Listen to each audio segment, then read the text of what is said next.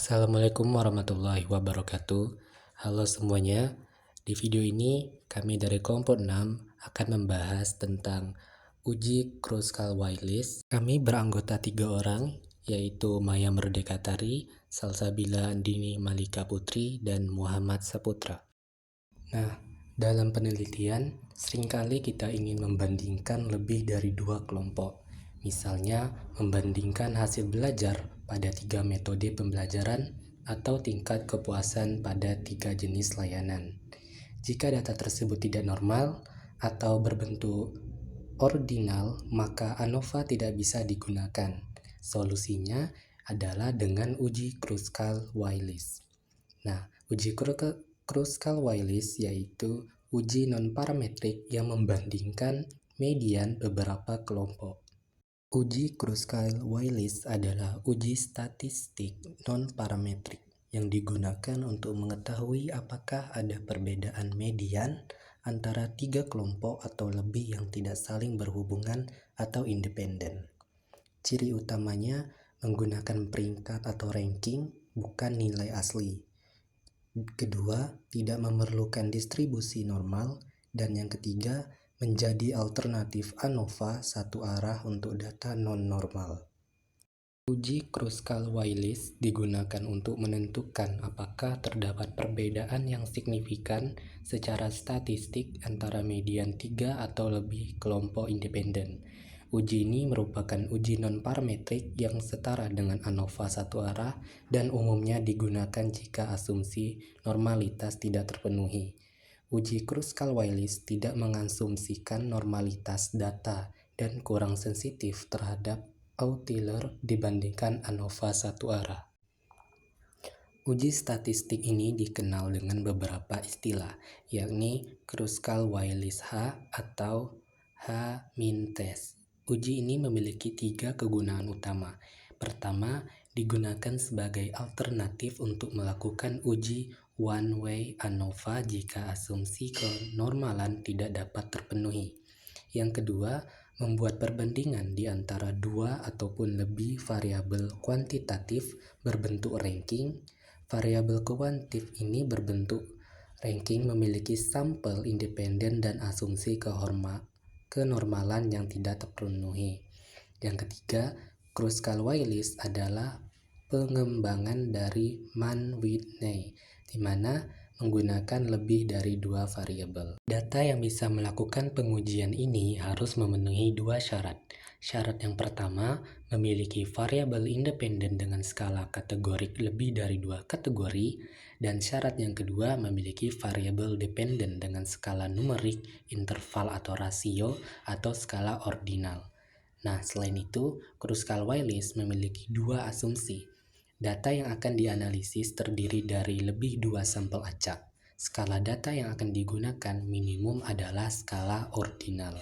Hipotesis uji ini, H0 tidak memberikan pengaruh pada variabel bebas terhadap variabel terikat, sedangkan H1 memiliki pengaruh variabel bebas terhadap variabel terikat. Jika p-value lebih kecil dari daerah kritis, maka H0 ditolak dan H1 diterima. Itu artinya terdapat pengaruh variabel bebas terhadap variabel terikat. Sementara itu, apabila p-value lebih besar dari daerah kritis, maka H0 diterima dan H1 ditolak. Dalam artian lain, variabel bebas tidak berpengaruh pada variabel terikat. Prosedur uji Kruskal-Wallis melalui 5 tahapan. Yang pertama, menyusun hipotesis, kemudian menentukan tingkat signifikansi, dilanjutkan dengan menghitung statistik Kruskal-Wallis, mengambil keputusan, dan membuat kesimpulan. Adapun rumus dari uji Kruskal-Wallis yaitu H sama dengan 12 per N besar buka kurung N besar tambah 1 tutup kurung sigma R J kuadrat dibagi NJ kuadrat dikurang 3 buka kurung N ditambah 1 tutup kurung, yang dimana K yaitu banyak sampelnya, NJ banyak kasus pada setiap sampel ke 1, N besar banyaknya seluruh kasus, dan RJ total ranking untuk setiap sampel ke 1. Jika setiap NJ lebih besar dari 5, maka H mendekati distribusi X2. Baik, selanjutnya akan disimulasikan dengan menggunakan Microsoft Excel dan juga SPSS. Baik, di sini saya akan melakukan simulasi Excel uji Krusikal Wallis. Adapun hipotesisnya, HO tidak ada perbedaan hasil yang signifikan pada nilai praktikum antara kelompok A, kelompok B, dan kelompok C. Lalu HA-nya terdapat perbedaan hasil yang signifikan pada nilai praktikum kelompok A, kelompok B, dan kelompok C. Nah, di sini kami telah menyediakan data dari nilai hasil praktikum dari 3 kelompok, dan di sini kami mengambil contoh 20 data siswa. Nah, dan juga kami telah mencari nilai hasil dari rank. Nah, lalu sekarang kita akan mencari ulang nilai yang terdapat pada masing-masing rank pada setiap kelompoknya. Di sini cara untuk mencari rank yang pertama yaitu kita klik sama dengan, lalu kita klik rank.average, lalu kita klik kolom pertama pada kelompok A, lalu kita beri simbol titik koma atau titik atau bisa juga dengan titik 2 tergantung dengan laptop teman-teman semuanya. Setelah itu, kita blok seluruh data dari kelompok A, kelompok B, maupun kelompok C. Nah, setelah diblok, itu jangan lupa dikasih kunci agar datanya tidak berubah. Cara menguncinya, kita tinggal tekan Fn F4 atau dengan Shift 4. Nah, setelah dikunci, jangan lupa dikasih simbol lagi titik koma, lalu kita kasih tutup kurung, setelah itu kita enter. Setelah didapatkan hasilnya 25,5 ini, kita tarik ke bawah, datanya yang ini. Nah, kita tarik ke bawah. Nah, inilah hasil dari rank pada kelompok A. Nah, yang kedua, kita akan mencari rank pada kelompok B. Caranya sama seperti dengan kita mencari rank pada kelompok A, yaitu dengan cara kita klik sama dengan, lalu kita klik rank.average, lalu kita klik data pada kolom B yang pertama. Setelah itu kita beri simbol titik koma, lalu kita blok seluruh data dari kelompok A, B, dan C. Setelah itu, jangan lupa kita kasih kunci agar datanya tidak berubah. Lalu, jangan lupa pula lagi kita beri simbol titik koma. Setelah itu, kita beri tanda tutup kurung lagi. Setelah itu, kita enter.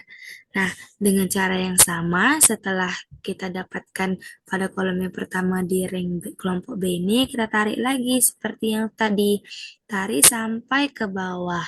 Nah, setelah itu kita enter. Nah, inilah hasil dari kita cari rank pada kelompok B. Selanjutnya, untuk rank kelompok C, kita lakukan juga yang sama.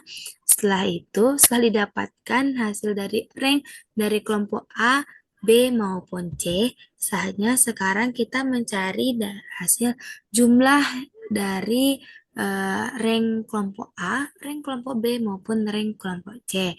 Dengan cara kita klik sama dengan, lalu kita klik sum, lalu kita blok seluruh data rank yang diperoleh dari yang kita cari tadi.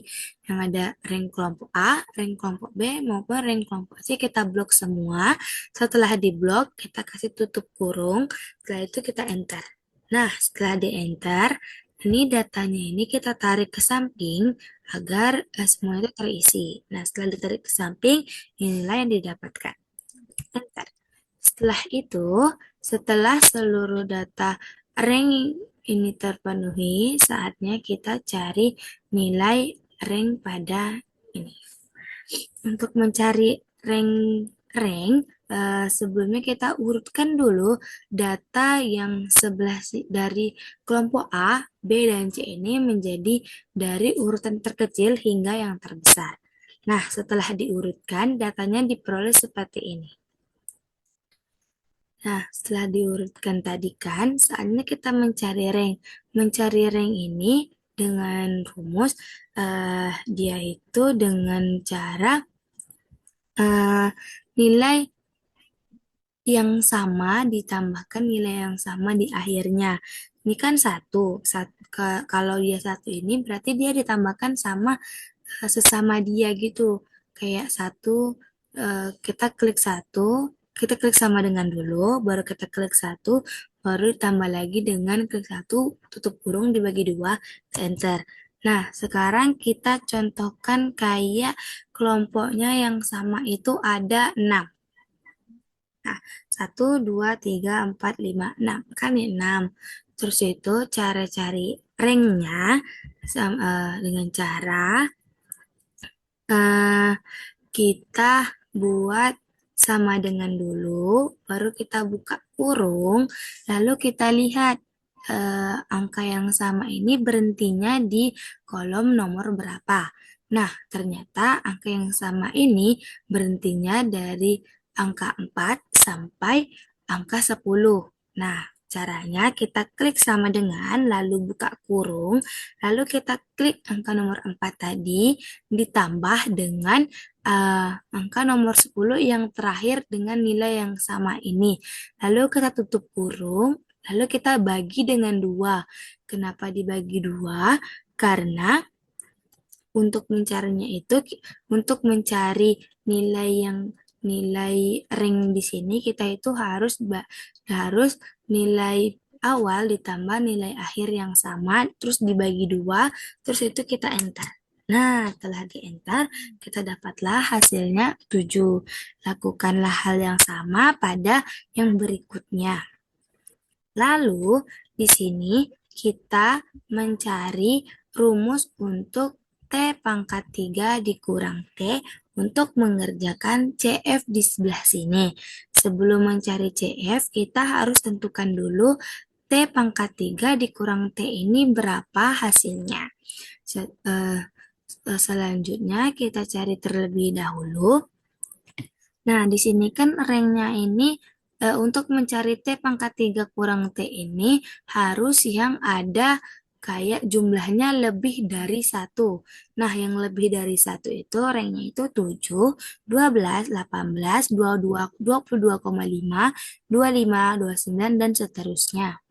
Nah, di sini rank 7 ini terdapat 6 6 nilai yang sama di rank yang ketujuh. Nah, di sini eh, jumlahnya itu kita pangkatkan 3 baru dikurang dengan jumlahnya. Untuk mencari T3 itu kita pangkatkan 3 jumlah T yang kita dapatkan yang dari sini, dari data ini kita pangkatkan 3 baru kita kurangkan 3 dari seluruh data ini. Nah, caranya itu dengan kan tadi rumusnya T pangkat 3 dikurang T. Nah, T pangkat 3 itu berarti 6 dikali 6 dikali 6, lalu kita tutup kurung, dikurang lagi dengan 6. Nah, dapatlah hasilnya menjadi 210. Nah, selanjutnya berikutnya juga sama.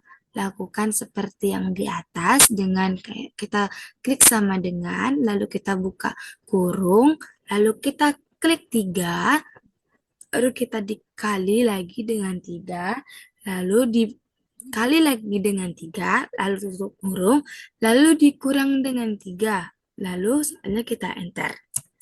Nah, setelah seluruhnya telah didapatkan, barulah kita jumlahkan hasil yang kita cari tadi. Hasil dari T pangkat 3 kurang T ini kita jumlahkan seluruhnya. Lalu jumlahkannya dengan cara kita klik sama dengan, lalu kita klik sum, lalu kita blok seluruh data yang kita dapat tadi dari T pangkat 3 dikurang T. Nah, telah didapatkan, telah diblok, lalu kita tutup kurung, kita enter. Nah, setelah di enter, seginilah hasil yang didapatkan dari T pangkat 3 dikurang T. Lalu kita beralih ke rumus yang ini.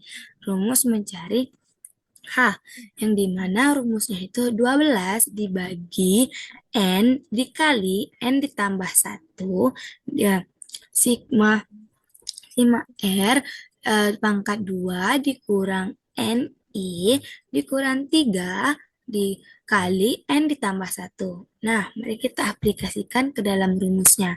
Nah, di sini kita klik sama dengan, lalu kita buat buka kurung, lalu 12-nya kita pindahkan ke atas, lalu kita bagi dengan 60. 60 ini kita dapatkan dari jumlah seluruh data kelompok itu kita tambahkan. Kan setiap kelompok itu 20. Nah, kita ini ada 3 kelas. Jadi 3 kelas itu 20 dikali 3 hasilnya 60. Nah, setelah itu kita kalikan dengan 61. 61 ini dari 60 ditambah 1. 60 itu hasil seluruh kelompok yang telah ditambahkan, lalu ditambah lagi dengan 1, jadi hasilnya 61. Lalu kita tutup kurung, lalu kita kali dengan rank yang kita peroleh dari sini. Nah, setelah kita peroleh, lalu kita klik rank yang terdapat pada kelompok A. Rank pada kelompok A itu kita klik, lalu kita pangkatkan 2 dengan cara kita kasih simbol seperti ini, simbol seperti yang dicontoh ini, lalu kita klik angka 2, baru kita bagi dengan 20. 20 ini kita dapat dari jumlah seluruh data per kelompoknya itu ada 20, makanya dibagi dengan 20. Selanjutnya kita klik tambah, lalu kita klik lagi rank pada kelompok B. Yang ini, yang merah ini rank pada kelompok B. Lalu lakukan seperti yang sebelumnya, yaitu kita buat pangkat 2. Pangkat 2-nya seperti ini ya, gambar itunya simbolnya. Lalu diklik angka 2, lalu dibagi lagi dengan 20. 20 ini yang seperti dijelaskan di awal, kalau 20 ini jumlah data, seluruh data dari kelompok, masing-masing kelompoknya. Lalu kita tambahkan lagi dengan rank yang pada kelompok C. Setelah itu kita pangkatkan 2 lagi. Ini simbolnya. Terus kita klik 2, lalu dibagi dengan 20. Terus itu kita tutup kurung terlebih dahulu. Lalu kita kurang 3. 3 ini terdapat dari rumusnya, lalu kita kalikan lagi dengan 61. 61 ini kita dapatkan dari seluruh data kelompok A, B, dan C, itu kita tambah, baru ditambah dengan 1 lagi, jadi 61. Setelah semua selesai dimasukkan ke dalam rumusnya, kita enter. Nah, setelah di enter hasilnya dapatlah seperti ini. Lalu selanjutnya kita mencari CF-nya. CF-nya menggunakan rumus CF sama dengan 1 dikurang sigma dikali T pangkat 3 dikurang T tutup kurung dibagi N pangkat 3 dikurang N. Sebelumnya tadi kan kita sudah mencari T pangkat 3 dikurang T. Nah, T pangkat 3 tadi yang kita cari itu 912. Nah, 912 ini kita masukkan ke dalam rumus ini. Jadi, kita klik dulu pertama itu sama dengan, lalu kita klik 1 dikurang, kita buka kurung, lalu kita bikin X 912 dibagi, terus kita buka kurung lagi. Terus kita klik angka 60 dipangkatkan 3 dikurang 60. Kenapa 60? Karena seluruh jumlah data yang telah ditambahkan dari kelompok A, B maupun C itu terdapat 60 data. Terus itu baru kita tutup kurung hingga kurungnya menjadi warna hitam. Setelah warna hitam kita enter. Nah, hasilnya jadilah seperti itu. Lalu sekarang kita mencari HC-nya. Yang dimana rumus untuk mencari HC-nya itu HC sama dengan H per CF. Nah, di sini tadi kan kita sudah mendapatkan nilai dari H maupun CF-nya. Sekarang kita tinggal mengaplikasikannya di dalam Excel-nya. Yang pertama gitu, kita harus klik sama dengan, lalu kita klik H, lalu kita bagi atau garis miring seperti yang di layar, lalu kita klik CF-nya. Lalu setelah klik CF, kita enter. Nah, dapatlah hasilnya seperti ini. Lalu, untuk mencari X pangkat 2 tabel, kita harus klik CHINV, lalu kita signifikansinya itu yang kita ketahui itu 0,05. Lalu kita berikan simbol titik koma, lalu kita klik 2. Kenapa 2? Karena kelompok yang kita gunakan ini kan ada 3 kelompok. Yang saya ketahui apabila kita menggunakan 3 kelompok pada Excel, itu kita harus nilai kelompok itu dikurangkan dengan 1. Karena kita 3 kelompok, jadi 3 dikurang 1 itu hasilnya 2. Jadi rumusnya itu kita klik sama dengan CHINV, itu kita buka kurung, nilai signifikansinya itu 0,05, baru kita kasih simbol titik koma, selalu itu 2, selalu itu kita kasih tutup kurung lagi, itu kita enter. Nah, setelah didapatkan hasil X pangkat 2 tabel ini, kita sekarang tentukan lagi keputusannya, yang dimana apabila HC-nya lebih kecil daripada X kuadrat tabel ini, maka H0 diterima dan HA ditolak. Dan sebaliknya, apabila X kuadrat tabel ini lebih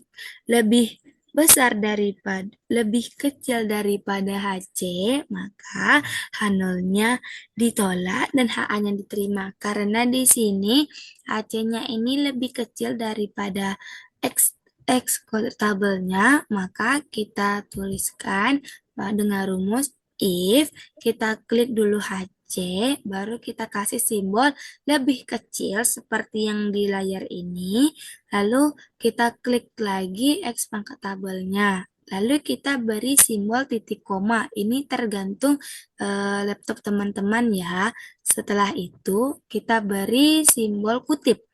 Lalu kita ketik HO diterima dan HA ditolak. Lalu kita kasih tanda petik lagi. Lalu kita beri simbol titik koma. Lalu kita beri lagi simbol petik. Lalu kita ketik lagi HO ditolak dan HA diterima. Dan selanjutnya kita ketik lagi tanda petik. Lalu terakhir kita kasih tanda tutup kurung. Setelah itu kita enter. Nah, setelah didapatkan bahwa hasil uji Kruskal-Wallis pada data hasil nilai praktikum antara kelompok A dan kelompok B dan kelompok C itu terdapatlah keputusannya H0 ditolak dan HA diterima. Sekian pemaparan simulasi Excel uji Kruskal-Wallis. Selanjutnya akan dilanjutkan dengan pemaparan SPSS. Setelah melakukan pengujian pada Excel, kita akan melanjutkan uji Kruskal-Wallis dengan SPSS. Pertama, kita buka dulu aplikasi SPSS-nya. Kemudian kita masuk pada bagian variable view. Pada kolom nama dan label pertama kita isi kelas, serta bagian measure kita isi nominal. Kemudian pada kolom nama dan label kedua kita isi hasil belajar dan bagian measure-nya kita isi scale. Selanjutnya kita pindah pada bagian data view. Nah, di bagian data view ini kita akan memasukkan ketiga nilai kelas pada Excel yang sudah kita buat sebelumnya pada bagian hasil belajar. Nah, kemudian beri kode 1, 2, maupun 3 pada bagian kelasnya. Selanjutnya, kita akan melakukan pengujian. Sedikit informasi, uji Kruskal-Wallis ini adalah uji one-way ANOVA yang datanya berdistribusi normal pada one-way ANOVA. Sedangkan pada Kruskal-Wallis nilai datanya tidak terdistribusi normal. Nah, untuk mengetahui ini berdistribusi normal atau tidak, maka dilakukan uji normalitas terlebih dahulu. Kita klik pada bagian Analyze, kemudian pilih Descriptive Statistik, Explore, dan selanjutnya pada bagian kelas kita masukkan pada Factor List dan hasil belajar di Dependent List. Lalu, klik Plot dan klik bagian Normality Plot with Test. Continue dan OK.